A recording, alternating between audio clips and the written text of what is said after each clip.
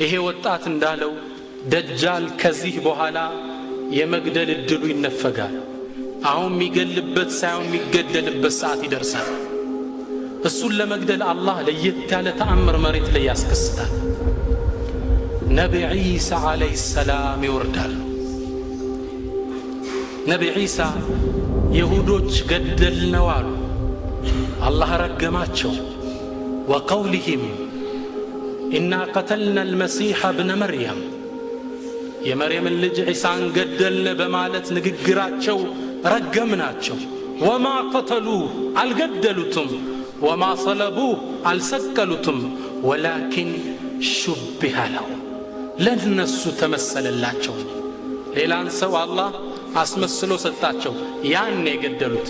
ወኢነ الذين اختلفوا فيه لفي شك من أي من قتل እነዛ በዒሳ ጉዳይ የተለያዩት ከሱ ከመገደል በጥርጣሬ ውስጥ ናቸው። ወማ ቀተሉሁ የቂና በእርግጠኝነት አልገደሉትም። ካልገደሉት ነቢ ዒሳ የታደ በል ረፈዐሁ ላሁ ኢለይህ አላህ ወደ እሱ ወሰደው፣ አላህ ነሳቸው ወደ ሰማይ።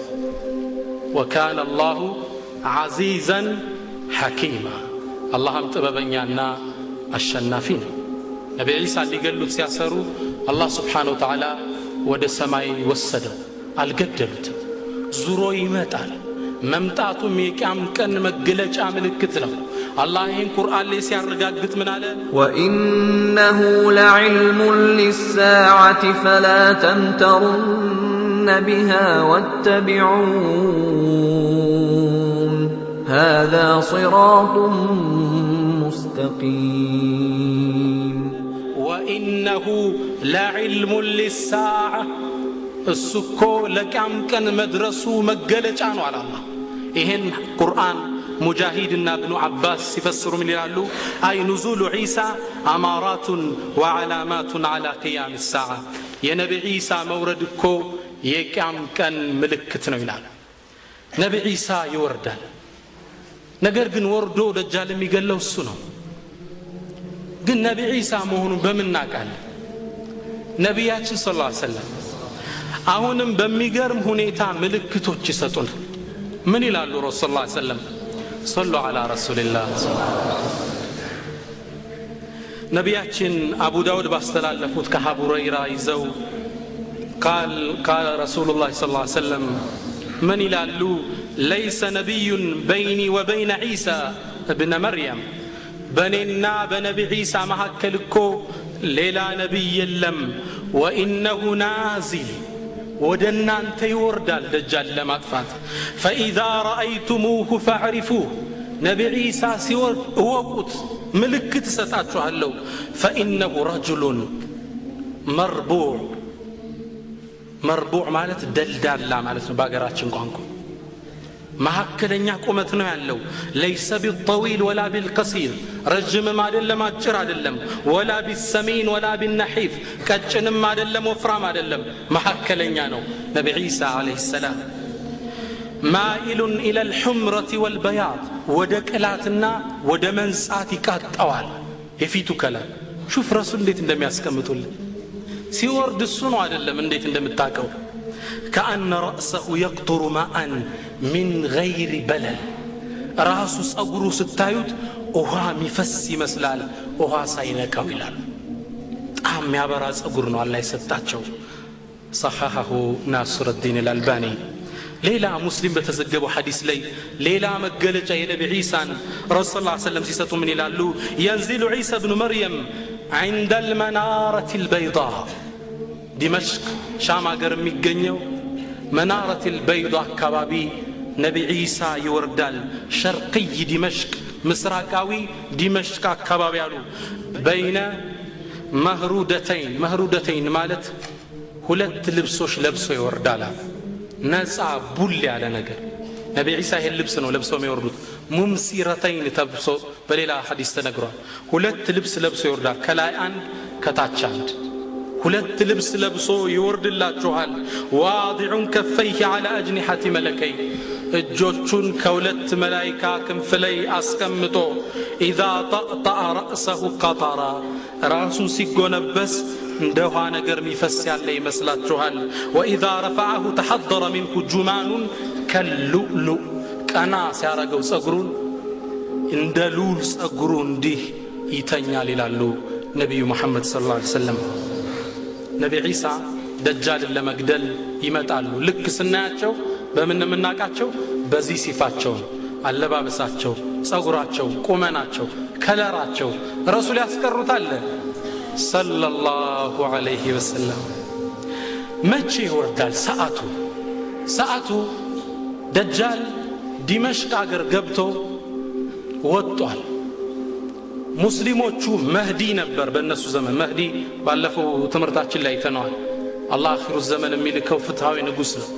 መህዲ ሙስሊሞቹን አሰልፎ የደጃልን ሰራዊት ለመጋፈጥ ቁመው እያሉ ፈበይነማ ሁም ዩሰፉነ ሱፉፍ ይላሉ ነቢዩ ሰለላሁ ዐለይሂ ወሰለም።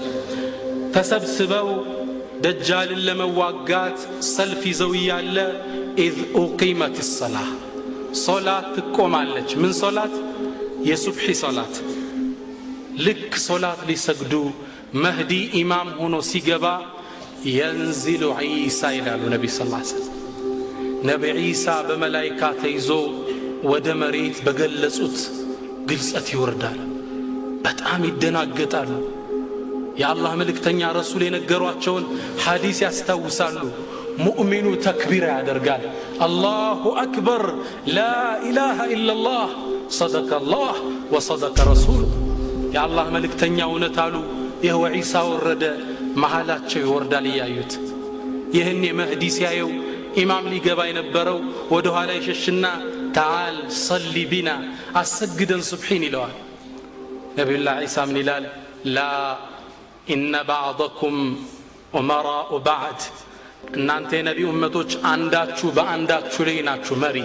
ተክሩመቱላሂ ሊሃዚህ ልኡማ፣ ለእናንተ ልቅና አላህ ያደረገው እኔ ኢማም አልሆንም ተከትዬ ነው ምሰግድ ይላቸዋል።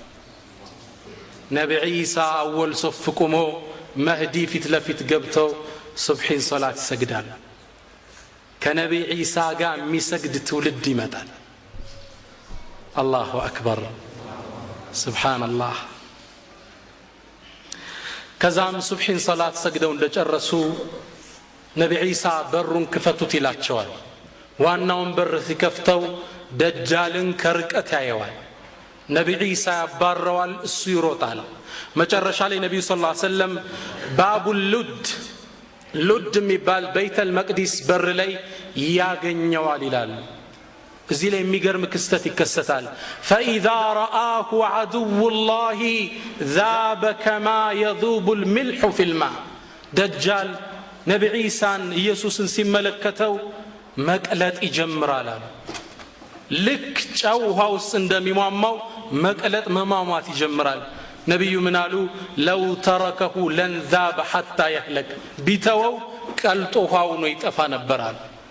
ነገር ግን አላህ በሳቸው እጅ ገሎ ለሰዎቹ እንደሞተ ሊያሳይ ነቢ ዒሳ ይሄዱና በጦር ይሄን ደጃልን ይዘው ይገሉታል። ይገሉትና ደሙን ወደ ህዝቦች እያሳዩ ላኢላሃ ኢላላህ ምን ይላሉ? አላ ኢነ ሃዛ ቀድ ማት፣ ይኸው ይህ ፍጡር ሞተ፣ ጌታ አይደለም። ወኢነ አላህ ሐዩን ላ የሞት፣ አላህ ደግሞ ሕያው የማይሞት ነው ይላሉ ነቢ ዒሳ ዓለይሂ ሰላም። ፈተናውን አላህ በዚህ መልኩ እንዲጠናቀቅ ያደርገዋል። የደጃል ከባዱ ፈተና። ነቢ ዒሳም እሱን ከገደሉ በኋላ ዞር ሲሉ እነዛ ሙስሊሞች ችግር ያንገላታቸው፣ ረሃብ ጉዳቸው ፊቶቻቸውን እየደባበሰ ወዩሐዲثሁም ቢደረጃትህም ዐንደላህ ይላሉ ነቢዩ ሰለላሁ ዐለይሂ ወሰለም። በጀነት ውስጥ ያላቸውን ደረጃ ይህን ፈተና በማለፋቸው የሚጠብቃቸውን ደረጃ ይነግራቸዋል ነቢ ዒሳ ዓለይሂ ሰላም። አላሁ አክበር ማ አዕዘመ ሃዛ ዲን። ነቢያችን ሰለላሁ ዐለይሂ ወሰለም እንዲህ ነው በግልጽ ያስቀመጡልን።